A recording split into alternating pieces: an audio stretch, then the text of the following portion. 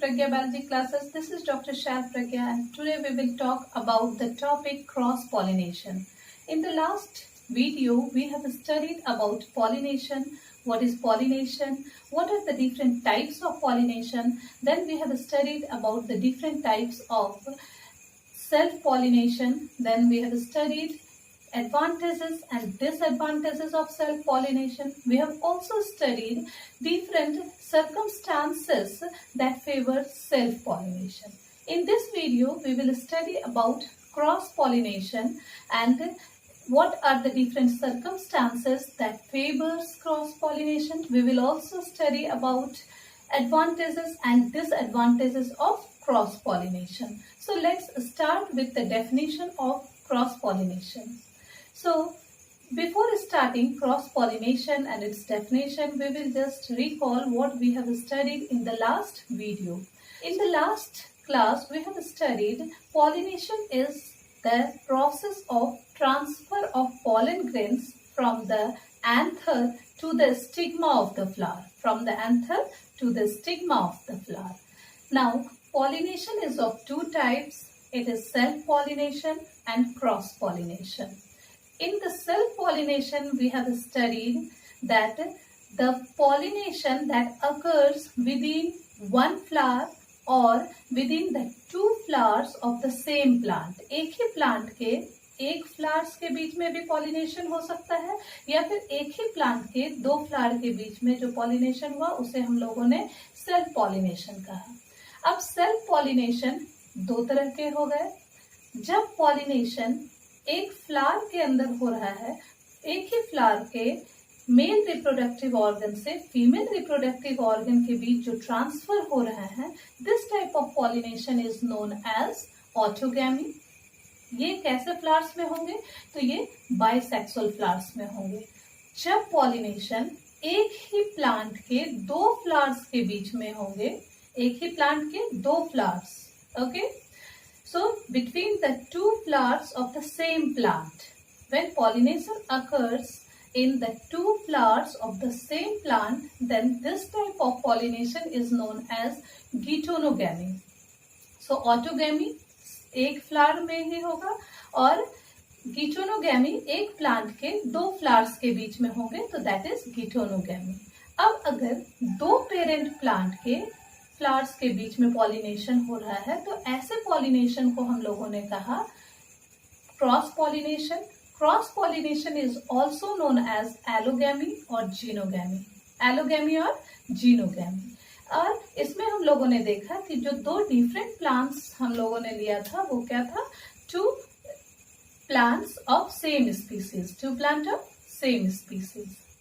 So, today we will start with the definition of cross-pollination that we have seen in the last video also. So, cross-pollination means the pollination that occurs between the two flowers of two different plants. एक plant के male reproductive part से pollen grains का transfer अगर दूसरे plant के stigma पर हो, दूसरे प्लांट के फ्लावर के स्टिग्मा पर होगा, एक प्लांट के एंथर से दूसरे प्लांट के फ्लावर के स्टिग्मा पर जब ट्रांसफर होंगे पॉलन ग्रेन के, तो इसे हम लोगों ने कहा क्रॉस पॉलिनेशन। अब क्रॉस पॉलिनेशन कैसे फ्लावर्स में पाए जाएंगे?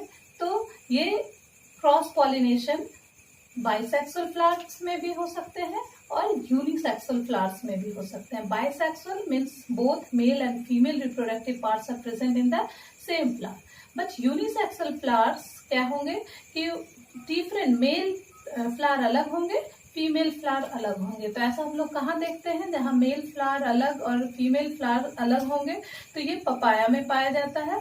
इसमें मेल प्लांट अलग होते हैं, फीमेल प्लांट अलग होते हैं, तो डिफरेंट प्लांट्स में पाया जाता है। कुछ प्लांट्स ऐसे भी होते हैं जैसे मेज, कैस्टर, इसमें क्या होते हैं कि एक ही पौधे पर दो अलग अलग फ्लावर्स पाए जाएंगे। मेल फ्लावर अलग होंगे, फीमेल फ्लावर अलग होंगे। तो एक ही पौधे पर, यानी वो पौधा एक ही पौधे पर दो फ्लावर्स होंगे और दोनों अलग अलग, male flower and female flower means unisexual flowers पाए जाएंगे पौधे में, ठीक है। तो ऐसे प्लांट्स में क्रॉस पॉलिनेशन मोस्टली पाया जाता है। तो क्रॉस पॉलिनेशन क्यों इसमें पाया जाएगा? क्योंकि सेल्फ पॉलिनेशन तभी होंगे जबकि दोनों, ये कंडीशंस मैं आपको बाद में बताऊंगी। तो ये जो फ्लावर्स होते हैं जो लार्ज होते हैं साइज में और उनके पेटल्स ओपन होते हैं, रिप्रोडक्टिव पार्ट्स एक्सपोज्ड होते हैं, तो ऐसे फ्लावर्स को हम लोगों ने कहा कैस्मोगैमस फ्लावर्स। क्या कहा हम लोगों ने? Chasmogamous flowers. तो कैस्मोगैमस फ्लावर्स में हम लोगों ने देखा flowers are large with open petals. Chasmo means open, chasmo means open, so flowers are known as chasmogamous flowers. जब हम लोगों ने सेल्फ पॉलिनेशन पढ़ा था तो वहां हम लोगों ने क्लिस्टोगैमस फ्लावर्स के बारे में पढ़ा था। Cleistogamous means closed. ऐसे फ्लावर्स जो क्लोज्ड होंगे वो कभी खुलेंगे ही नहीं, उनके पेटल्स कभी खुलेंगे ही नहीं। तो ऐसे फ्लावर्स के अंदर तो सेल्फ पॉलिनेशन ही एक उपाय है। उसमें तो बाहर से एंथर, बाहर दूसरे फ्लावर्स के एंथर से पॉलन ग्रेन्स ट्रांसफर हो नहीं सकते क्योंकि वो फ्लावर ओपन होते ही नहीं है। तो वो हम लोगों ने जब सेल्फ पॉलिनेशन पढ़ा था तब देखा था क्लिस्टोगैमस फ्लावर्स में। अभी हम लोग पढ़ रहे हैं क्रॉस पॉलिनेशन, यहाँ हम लोग पढ़ रहे हैं chasmogamous flower. Chasmo means open. तो जो फ्लावर्स ओपन होंगे और जिनमें की रिप्रोडक्टिव पार्ट्स जो होंगे वो एक्सपोज्ड होंगे, तो ऐसे फ्लावर्स में मोस्टली क्या पाया जाता है? क्रॉस पॉलिनेशन होता है। और क्रॉस पॉलिनेशन होने के लिए अब चूंकि फ्लावर्स दूर दूर होंगे, वहां जब फ्लावर्स क्लोज्ड थे सेल्फ पॉलिनेशन में, जब वो रिप्रोडक्टिव पार्ट्स जो है फ्लावर्स के वो चूंकि क्लोज्ड है तो रिप्रोडक्टिव पार्ट्स भी आसपास होंगे, तो वहां पर ट्रांसफर ऑफ पॉलन ग्रेन्स ये बहुत इजी था। अब क्या है, क्रॉस पॉलिनेशन में हम लोग कैस्मोगैमस फ्लावर्स के बारे में पढ़ रहे हैं और यहाँ क्या है, रिप्रोडक्टिव ऑर्गन्स जो है वो दूर दूर हैं और कभी कभी दो डिफरेंट प्लांट्स के बारे में भी हम लोग पढ़ रहे हैं। तो दो डिफरेंट प्लांट्स के बीच में ट्रांसफर ऑफ पॉलन ग्रेन्स का होना it's a tough work, isn't it? तो ये क्या है कि जब इन्हें क्या होगा, पॉलिनेटिंग एजेंट्स की जरूरत पड़ेगी। पॉलिनेटिंग एजेंट्स के थ्रू पॉलन ग्रेन्स ट्रांसफर हो पाएंगे एक प्लांट से दूसरे प्लांट्स तक या एक फ्लावर से दूसरे फ्लावर्स के बीच में जो पॉलिनेशन होगा with the help of pollinating agents. So in this chapter we have to study about different pollinating agents that helps in cross pollination. So first of all we have studied the definition. Now we will study about advantages and disadvantages of cross pollination.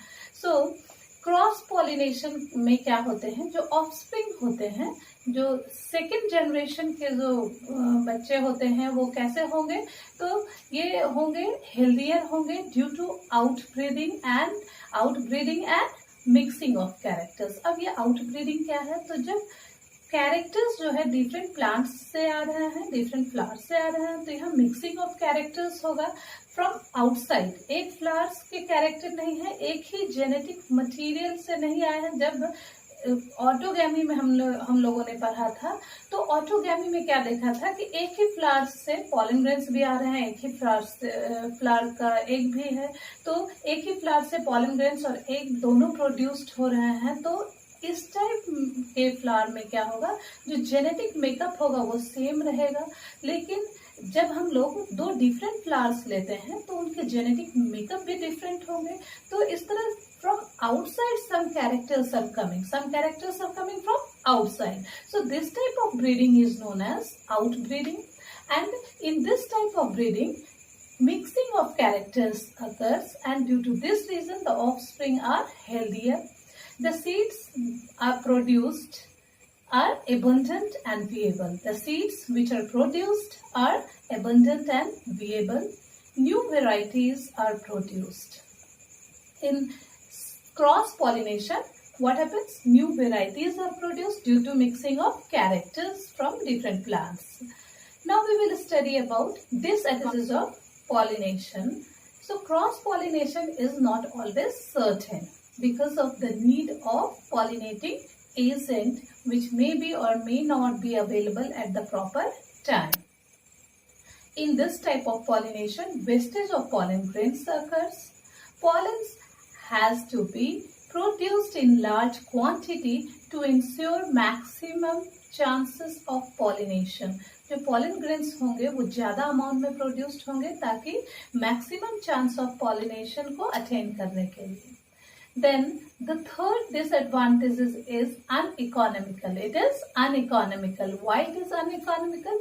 Because the plants produces large amount of pollen grains. Not only this, plants have to be large, colored, scented, and have to produce nectar for attracting pollinating agents. इस तरह से हम लोगों ने देखा कि इनके advantages और डिसएडवांटेजेस क्या होते हैं. Now we will discuss about certain circumstances that prefer cross pollination. Okay, कुछ ऐसे सर्कमस्टांसेस जिसके कारण कि नेचर अवॉइड करती है सेल्फ पॉलिनेशन को और वहां पर क्रॉस पॉलिनेशन को प्रेफर किया जाता है. तो नेचर क्यों प्रेफर करती है क्रॉस पॉलिनेशन? क्योंकि यहाँ मिक्सिंग ऑफ कैरेक्टर्स होंगे, प्लांट्स बिकम्स हेल्दियर. ऑटोगैमी में हमने क्या पढ़ा था? मिक्सिंग ऑफ कैरेक्टर्स नहीं होते थे और सेम जेनेटिक मटेरियल ही रहता था. ऑफस्प्रिंग में भी अपने पेरेंट्स का जो जेनेटिक मेकअप होता था वही जेनेटिक मेकअप पाया जाता था ऑफस्प्रिंग में भी. तो इस तरह से अगर कंटिन्यूअस ब्रीडिंग होती थी वहां पर तो वहां लॉस ऑफ फर्टिलिटी होता था. वो काउज करता है लॉस ऑफ फर्टिलिटी.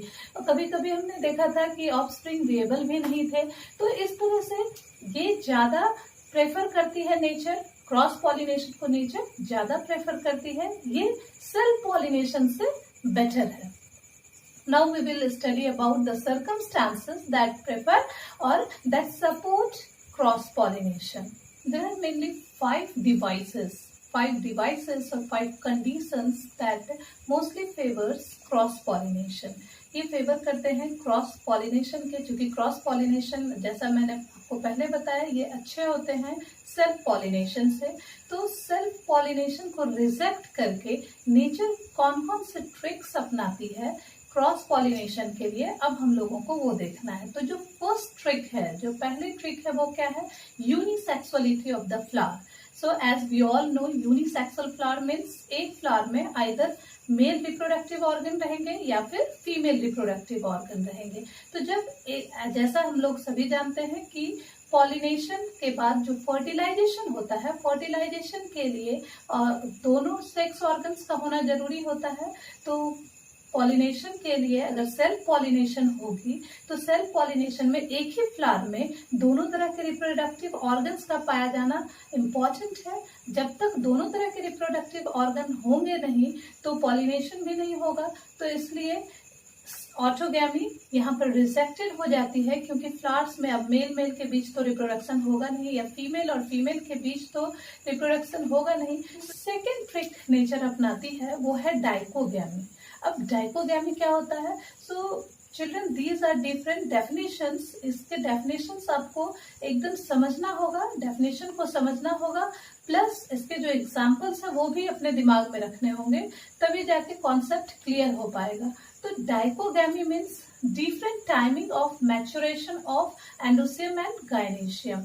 अब मान लो कि बाइसेक्सुअल फ्लावर्स प्रेजेंट हैं, लेकिन फिर भी उसमें कैसे क्रॉस पॉलिनेशन होगा? प्लांट्स को तो चाहिए बेस्ट. अब बेस्ट वो कैसे ले सकती है? उसमें बाइसेक्सुअल फ्लावर है, वो ऑटोगैमी वहां पर हो सकता है, वो अवॉइड तो नहीं कर सकती है. तो ऐसा कौन सा सर्कमस्टांसेस वहां पे, ऐसे कौन से सर्कमस्टांसेस पैदा होंगे जो कि ऑटोगैमी को अवॉइड करके बाइसेक्सुअल फ्लावर में भी क्रॉस पॉलिनेशन को फेवर करेगी? तो दैट इज डाइकोगैमी. अब ये डाइकोगैमी क्या है? तो different timing of maturation of reproductive organs. और रिप्रोडक्टिव ऑर्गन्स के जो मैच्योरेशन के टाइमिंग होंगे वो डिफर करेंगे. Mail and female reproductive organ जब एक साथ मैच्योर होंगे तभी तो सेल्फ पॉलिनेशन हो सकेंगे. जब उनकी टाइमिंग ही अलग होगी तो self pollination is impossible in such condition. तो यहाँ पर क्रॉस पॉलिनेशन ही रह जाएगा. तो इस तरह से नेचर यहाँ पर फिर फेवर करती है किसे? क्रॉस पॉलिनेशन को in the case of dichogamy. और डाइकोगैमी में अब दो सिचुएशंस हो सकते हैं. कौन कौन से? तो या तो मेल रिप्रोडक्टिव ऑर्गन पहले मैच्योर कर जाएगी, एंथर पहले मैच्योर होगा स्टिग्मा से. तो ऐसे कंडीशन को कहते हैं protandry. Protos means first, So andry means androsium. Okay, protos means first, andry means androsium. तो अब androsium अगर first ये क्या हो जाएगा, मैच्योर हो जाएगा, then gynoecium, then this type of situation is known as protandry. और ऐसे कंडीशंस में क्या हो जाते हैं, जब एंथर्स मैच्योर अर्लियर, तो ऐसे कंडीशन में क्रॉस पॉलिनेशन ही रहेगा, क्योंकि सेल्फ पॉलिनेशन हो नहीं सकते, गायनेशियम यानी कि स्टिग्मा अभी मैच्योर है नहीं, तो यहाँ पर ऑटोगैमी या फिर सेल्फ पॉलिनेशन ऐसे ही रिजेक्ट हो जाएंगे और क्रॉस पॉलिनेशन होगा ऐसे प्लांट्स में भी। अब क्या है कि कुछ प्लांट्स ऐसे होते हैं जिनमें stigma mature earlier than anther, stigma matures earlier than anther, तो ऐसे प्लांट्स में क्या होंगे कि इसमें भी वही कंडीशन है, क्रॉस पॉलिनेशन को फेवर करेगी। इसके एग्जांपल्स हैं पीपल, कस्टर्ड, पीपल और कस्टर्ड एप्पल, ये सब में क्या होता है कि गायनेशियम यानी स्टिग्मा पहले मैच्योर करती है देन एंथर। और प्रोटैंड्री के जो एग्जाम्पल हैं जैसे sweet pea, sunflower, salvia, lady finger, ये सब एग्जाम्पल हैं जिसमें कि एंथर पहले मैच्योर करते हैं। अब जो थर्ड सिचुएशन है that is self sterility. Self sterility में क्या होता है कि जो सेल्स होते हैं वो इनकॉम्पैटिबल हो जाते हैं अपने लिए। यहाँ पर क्या होता है कि बाइसेक्सुअल फ्लावर्स हैं। अब बाइसेक्सुअल फ्लावर्स हैं तो जब फ्लावर्स में दोनों तरह के रिप्रोडक्टिव ऑर्गन्स हैं, यहाँ पर स्टैमेन भी है, यहाँ पर पिस्टिल भी है, तो यहाँ पर तो सेल्फ पॉलिनेशन पॉसिबल है। अब यहाँ कैसे नेचर रिजेक्ट करती है सेल्फ पॉलिनेशन को, ऑटोगैमी को कैसे रिजेक्ट करती है वो हम लोग देखते हैं। तो सेल्फ स्टेरिलिटी में क्या होता है कि अगर सेल्फ पॉलिनेशन हो भी जाते हैं तो stigma will reject the pollen grains. अपने ही पॉलन ग्रेन्स अगर आते हैं, अपने फ्लावर के पॉलन ग्रेन ही स्टिग्मा पे गिरते हैं तो स्टिग्मा पर वो जर्मिनेट ही नहीं करेंगे, जो फर्दर डेवलपमेंट होगी वो नहीं होगा। वो क्यों नहीं होता है? Because stigma rejects the self pollen grains, जो अपने पॉलन ग्रेन्स को वो पहचान कर उसे रिजेक्ट कर देती है। तो this causes self sterility. Example ray florets of sunflower. Sunflower के जो फ्लोरेट्स होते हैं वो सब एक फ्लावर को रिप्रेजेंट करते हैं और उनमें जो है सेल्फ रिप्रोडक्शन या कहें कि सेल्फ पॉलिनेशन उसमें नहीं पाया जाता है, तो ऐसे में क्रॉस पॉलिनेशन को फेवर करती है। तो ऐसे में नेचर यहाँ भी क्रॉस पॉलिनेशन को ही फेवर करती है। अब जो हम लोग नेक्स्ट कंडीशन देखेंगे वो है हर्कोगैमी। हर्कोस मीन्स मैकेनिकल और स्ट्रक्चरल बैरियर। अब क्या होता है कि कुछ ऐसे स्ट्रक्चर बन जाते हैं रिप्रोडक्टिव ऑर्गन्स के आसपास कि वो पॉलिनेशन, सेल्फ पॉलिनेशन को अवॉइड करती है। जैसे कि पैंसी फ्लावर्स को लेते हैं तो वो फ्लावर के जो स्टिग्मा के ऊपर एक हुड बन जाता है, उस हुड के कारण अगर ऊपर से पॉलन ग्रेन्स फॉल करेंगे तो वो ऊपर ही रह जाएंगे, स्टिग्मा तक पहुंच ही नहीं पाएंगे। तो ये है हर्कोगैमी, जिसमें कि मैकेनिकल या स्ट्रक्चरल बैरियर पाया जाता है और इस बैरियर के कारण सेल्फ पॉलिनेशन नहीं हो पाता है और क्रॉस पॉलिनेशन को ये फेवर करती है। तो लास्ट जो हम लोगों को पढ़ना है वो है हेटेरोस्टाइली, दैट इज हेटेरोस्टाइली। अब हेटेरोस्टाइली क्या है? तो यहाँ पर क्या होता है कि जो स्टाइल और एंथर है वो जो ग्रो करेंगे वो डिफरेंट हाइट्स पे करेंगे। अब मान लो कि स्टिग्मा जो है नीचे है, एंथर ऊपर है, तो वहां पर तो पॉलन ग्रेन्स फॉल करेंगे ऊपर से नीचे की ओर, तो स्टिग्मा पे जाएंगे, तो ऐसे में सेल्फ पॉलिनेशन हो सकता है। लेकिन अगर वो डिफरेंट हाइट्स पर रहेंगे, अगर स्टिग्मा ही हाइट में ज्यादा होगी और स्टैमेन नीचे रह जाएंगे तो नीचे से पॉलन ग्रेन्स ऊपर जाना इम्पॉसिबल है। तो ऐसे सिचुएशन में क्या होगा कि यहाँ पर सेल्फ पॉलिनेशन ना होकर के क्रॉस पॉलिनेशन होगी। और नेचर इस सिचुएशन में भी नेचर ने क्या किया, किसे प्रेफर किया? क्रॉस पॉलिनेशन को। सो in heterostyly what happens? Style and anther grow at different height and in this situation the flower does not prefer or favor self pollination. Example is oxalis. So I hope you would have understood the entire topic. It's very interesting topic and in the next video we will study about the factors और जो agents, pollinating agents होते हैं cross pollination में, हम लोग उसके बारे में पढ़ेंगे। So see you very soon in my next video. By that time, just learn the definitions of all the topics that today I have explained. See you very soon. Thank you. Have a nice day.